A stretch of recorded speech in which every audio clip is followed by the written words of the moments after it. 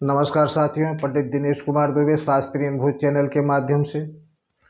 साथियों, कालांतर में एक भक्त हुए हैं जिनका नाम था सदन कसाई,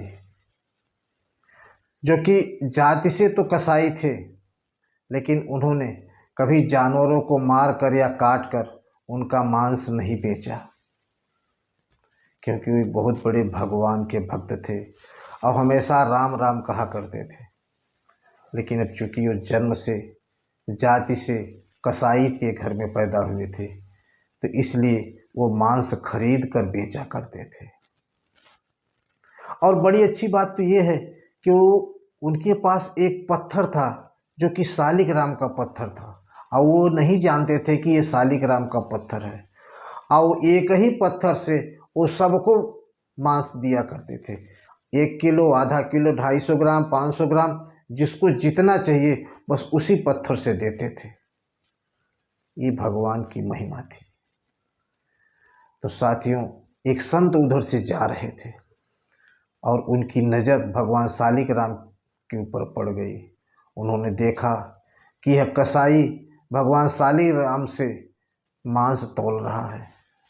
उन्होंने कुछ मुद्राएं देकर और वह पत्थर ले लिया। कहा, यह पत्थर मुझे दे दीजिए। पत्थर लेके गए, गंगा जी से स्नान कराया, स्नान करके फूल पत्र धूप दीप देकर पूजा की और फिर आसन लगा के उस पर शालिग्राम को रखा। रात में भगवान शालिग्राम ने उस संत को स्वप्न दिया और कहा कि तुम मुझे जहाँ से लेकर आए हो वहीं पहुँचा दो, क्योंकि सदन कसाई हमारा बहुत बड़ा भक्त है। वह जब मुझे अपने हाथों से छूता है तो मुझे परम शांति का अनुभव होता है।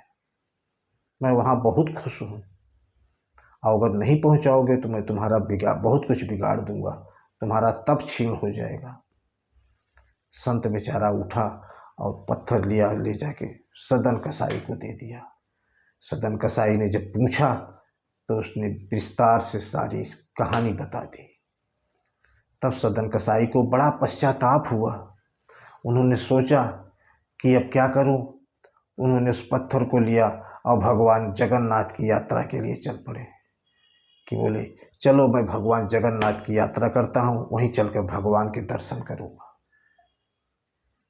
और लेके चल पड़ा। पहले का ज़माना, लोगों को पैदल ही तो चलना है, कोई साधन तो था नहीं, गरीब घर के तो थे ही। जाते जाते एक गांव में रात हो गई। एक किसान के यहाँ रुक गए। किसान पति पत्नी दो ही थे, और ये खाना पीना खा के जब आराम करने लगे तो रात को उस किसान की पत्नी, जो कि एक आवारा बदचलन किस्म की थी, उठकर आई और हष्टपुष्ट सदन कसाई को देखकर उसे प्रणय के लिए निवेदन करने लगी। तरह तरह से सदन कसाई ने हाथ जोड़ लिया, कहा, आप मेरी माता के समान हैं और आपके साथ मैं ऐसा नहीं, मैं तो आपका पुत्र हूँ। हाथ जोड़कर लगे अनुनय विनय करने। स्त्री ने सोचा कि कहीं हमारे पति को देखकर ये डर तो नहीं रहे हैं। वो गई, अंदर से तलवार लेके आई और पति के गर्दन पर वार कर दिया। पति को सदन कसाई के सामने ही मार डाला। अब कहा, अब देखो, तुम्हारे रास्ते का कांटा मैंने दूर कर दिया है, अब तो तुम हमारे साथ कुछ भी कर सकते हो।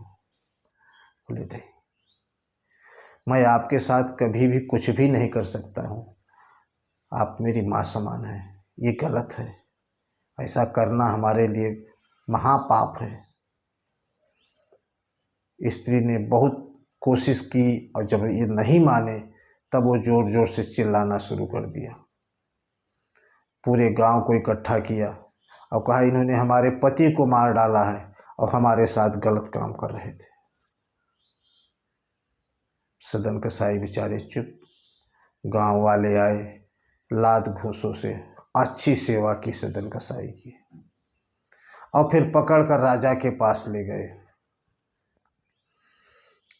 राजा ने कई बार पूछा, सदन कसाई कुछ बोले ही नहीं।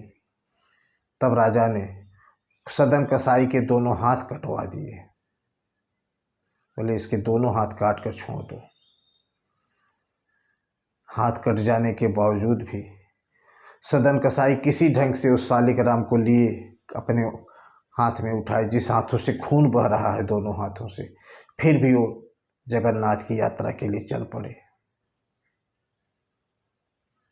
कहते हैं भगवान जगन्नाथ ने वहाँ के पुजारियों को स्वप्न दिया और कहा कि हमारा एक परम भक्त आ रहा है जिसके दोनों हाथ कटे हैं, और तुम लोग पालकी लेकर जाओ, जल्दी से उठा कर लाओ। वहाँ के पुजारी तुरंत पालकी तैयार किया और गए सदन कसाई को उठा कर ले आए। सदन कसाई जब भगवान जगन्नाथ मंदिर में पहुंचा और दोनों हाथ उठाकर स्तुति करना चाहा तो देखा उसके दोनों हाथ पहले जैसे यथावत हो गए हैं। जहाँ से हाथ कटा था वो फिर से जुड़ गया, फिर हाथ हो गए उसको। उनको बहुत आश्चर्य हुआ। उन्होंने भगवान की स्तुति की और भगवान से पूछा कि भगवान जब हाथ कटाना ही था तो हाथ दिया क्यों, और जब देना था तो कटाया क्यों? मैं इस रहस्य को जानना चाहता हूँ। तो भगवान ने उनको स्वप्न में बताया कि तुम पिछले जन्म में एक अच्छे भक्त तो थे ही, लेकिन तुमने एक गलत कार्य किया है। एक कसाई की गाय भागी जा रही थी और तुम जानते थे कि ये कसाई की गाय है और कसाई पीछे पीछे दौड़ रहा है। तुम आगे से दोनों हाथ लगाकर उस गाय को पकड़ लिए और कसाई को सौंप दिए। ये जो गाय थी वही स्त्री है, वो स्त्री जो थी वही वो गाय है, और उसका पति जो था वो कसाई। तो गाय ने अपना बदला तो ले लिया, लेकिन तुमने दोनों हाथ से पकड़ा था, इसलिए तुम्हारे दोनों हाथ काटे गए। क्योंकि कर्म व्यक्ति जो करता है उसको परमात्मा भी नहीं काटते हैं, उसको व्यक्ति को भोगना पड़ता है। कर्म सबसे बलवान होता है। तो ये रही आज की कहानी। आपको कैसी लगी आप ज़रूर बताइए। आज के लिए इतना ही। धन्यवाद। जय श्री राम।